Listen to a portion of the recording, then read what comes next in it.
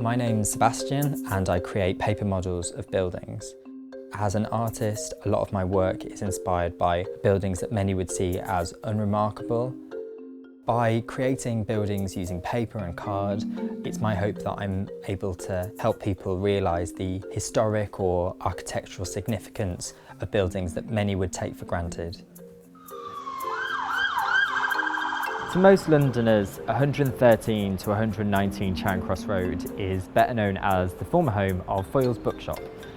The Foyles brothers moved to Charing Cross Road in 1906 and they moved to this huge building in 1929. For most of the 20th century they were on this site, and Foyles was one of the shops that helped give Charing Cross Road the reputation as being one of the centres for booksellers across the world. In June, the charity Save Britain's Heritage, an organisation devoted to championing Britain's endangered buildings, launched a campaign to try and save this building. They received overwhelming support for the campaign and collected over 5,000 signatures for the petition. Sadly, the Secretary of State chose not to call in the planning application. In just a few months' time, this building will just be a memory because it's being demolished to make way for a new, large development. Inspired by the original Foyles building, I've created this large-scale illustrated model.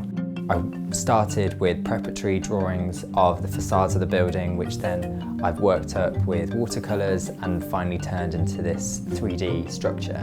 Making a model like this takes between 6 weeks, sometimes even 3 months. I wanted to make sure that it was completely faithful to the actual structure.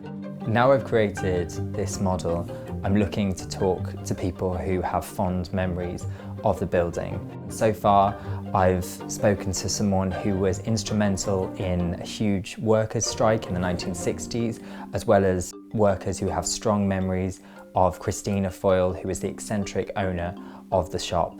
If you have any Foyle stories or you know someone that might, I'd really like to hear from you. I'm collecting all of the personal histories into one place online so that people will be able to share their memories as well as reading others. In just a few months' time, this building will be demolished, but hopefully by collecting people's personal histories, it'll be able to live on in people's memories.